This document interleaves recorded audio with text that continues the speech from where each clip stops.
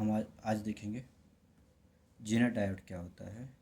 इसका थोड़ा सा विस्तार में बनाते हैं, सारी चीज़ें इसमें क्लियर करेंगे क्या चीज़ें क्या नहीं है। जेनर डायोड एक पीएन जंक्शन डायोड की तरह ही होता है, बट इसमें ये डिफरेंट होता है। ये हैविली डोपेंट होती है according to PN junction diode की, जो एक विशेष रूप से रिवर्स ब्रेकडाउन में के लिए काम किया जाता है। इसका मेन रीज़न होता है कि ये रिवर्स बायस में काम करता है। जैसे ये ब्रेकडाउन है, इसका रिवर्स ब्रेकडाउन में ये काम करता है। जैसे हमने इसको जोड़ा गया है ये रिवर्स में, जबकि इसकी अगर ये नॉर्मल पीएन जंक्शन है और ये जेनर डायोड का है, ये नॉर्मल पीएन जंक्शन डायोड है और ये जेनर। इसमें क्या इलेक्ट्रॉन सोल्यूशन थोड़ी हाईली डोप्ड हैं, जिसकी वजह से ये डिप्लेशन लेयर बहुत कम बनाई है, जबकि इसमें डिप्लेशन लेकर देखेंगे कि हम ज़्यादा बनी हुई है। लेकिन इसका यही है काम है, जब ये रिवर्स वायर्स में अगर इसे इसको कर देंगे तो ये वर्क नहीं काम करेगा। तो रिवर्स डायोड के लिए ऑपरेटिंग रिवर्स ब्रेकडाउन और मेंटेन किया जाता है। जैसे इसको फॉरवर्ड वायर्स में जैसे करेंगे तो ये नॉर्मल डायोड की तरह, तो क्या रिवर्स वायर में ये करेंगे तो ये जेनर डायोड कहलाता है। इसकी देखेंगे हम पीएन ओजन जंक्शन है, पीएन ओजन जंक्शन रीजन है। ये देखेंगे बहुत सारी इलेक्ट्रॉन्स और प्रोटॉन्स बहुत ज़्यादा इसमें हाईली डोप्ड है। जब ये है, इसी वजह से ये थोड़ा सा यूज़ करते हैं। फॉरवर्ड वायर्स में जो होता है पॉजिटिव आयन निगेटिव हो जाता है। इसे जेनर साइमेट्री की तरह काम करता है। ये सिलिकॉन अगर डायोड होगा 0.7 वोल्ट होगा। अगर ये करंट को बहुत तेज़ी से बढ़ाता है। रिवर्स बायस ऑपरेशन, जब हम पी जंक्शन को निगेटिव देते हैं और एन को पॉजिटिव देते हैं तो लगाते ये लीकेज करंट बहता है, बहुत कम लीकेज बनता है। रिवर्स वोल्टेज बढ़ाकर हम जेनर डायोड तक पहुंचाते हैं, तब तक ब्रेक डाउन हो जाता है। इसके बाद करंट बहुत तेज़ी से बढ़ने लगती है, वोल्टेज कांस्टेंट रहता है। इसी कारण इसको हम वोल्टेज रेगुलेटर भी कहते हैं। अब ब्रेकडाउन, अगर ब्रेकडाउन टाइप्स देखें, जेनरल ब्रेकडाउन जब वी जेड रखते हैं क्या 0.56 वोल्ट ग्रेटर देन 56 वोल्ट, तो इसमें क्या होगा, इलेक्ट्रिक फील्ड बहुत अधिक हो जाती है और इलेक्ट्रॉन सीधे जंक्शन को पार कर जाते हैं। उदाहरण के लिए हम एक उदाहरण के लिए अगर लेते हैं, जैसे उदाहरण के लिए हम ले लें, इस उदाहरण के लिए हम ले लेते हैं रख के,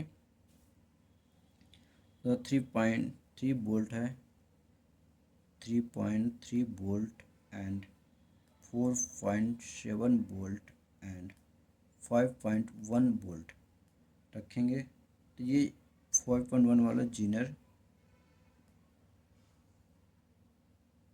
डायोड होगा। और जबकि ब्रेकडाउन, यही कारण है यहाँ पे इलेक्ट्रॉन्स टकरा कर एक नया इलेक्ट्रॉन्स को उत्पन्न करते हैं। इसे क्वेश्चन, जैसे ये एक बना रही है क्वेश्चन बना लेती हैं, जो कि इसमें बहुत पतला होता है, इसमें ज़्यादा क्वेश्चन हो जाती हैं। ये बना हुआ क्वेश्चन का डायग्राम से दर्शाता है। अब यहाँ आगे देखेंगे BI कैरेक्टरिस्टिक्स।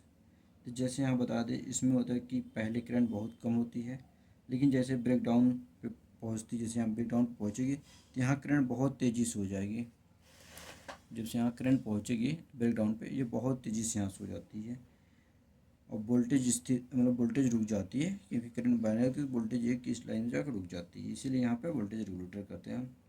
अब वोल्टेज रेगुलेटर सर्किट बनाने के लिए हम कहाँ करेंगे, जहाँ RS रेजिस्टेंस है और भी जो वर्किंग इनपुट बढ़ाया जाए, अगर इनपुट में वोल्टेज बढ़ाए तो जेनर वोल्टेज की करंट बढ़ेगी।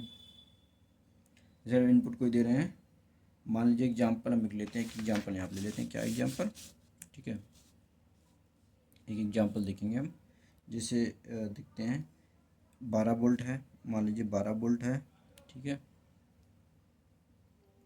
और जेनर वोल्टेज कितनी है 5.1।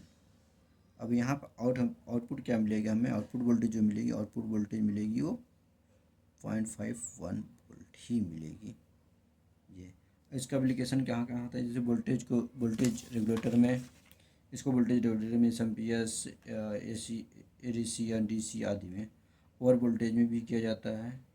ओवर वोल्टेज के करंट क्लैपिंग में किया जाता है, जो DC लेवल को शिफ्ट करने के लिए किया जाता है। अगर मान लो इसका हम एक न्यूमेरिकल वैल्यू देखते हैं, जैसे जहाँ पे इनपुट आउटपुट और वोल्टेज कर दिया है, देखिए कि एक हम ले लेते हैं, क्या है, एक हम सर्किट का वो ले लेते हैं, क्या बोलते हैं, उदाहरण लेते हैं न्यूमेरिकल का। जैसे अगर हमें पास Vin 15 वोल्ट दिया है और जीनर वोल्टेज हमारी कितनी है 6 वोल्ट, और RS कितनी है हमारी 900 ओम रेजिस्टेंस। अब इसका जीनर हमें क्या करना है, जीनर फाइंड करना है, जीनर करंट हमें फाइंड करना है, करंट फाइंड करना है। इसको हम कैसे कैलकुलेशन करेंगे, यहाँ पे निकालने कैलकुलेशन इसका। अब देखेंगे हम क्या करेंगे यहाँ पे, जैसे IZ इक्वल टू हम लिख सकते हैं 15 - 6 अपॉन 900। अब आ जाएगा कितना 15 - 6 9 एंड 900, 1 1 कट गया 100। अब ये पूरा अगर हम इसको लिखते हैं तो ये आ जाएगा कितना, IZ हम लिख सकते हैं, IZ लिख सकते हैं हम कितना 0.01 मिली एम्पेयर। ये हो जाएगा, अगर ये दिया हुआ है तो ये हम आराम से फाइंड कर लेंगे।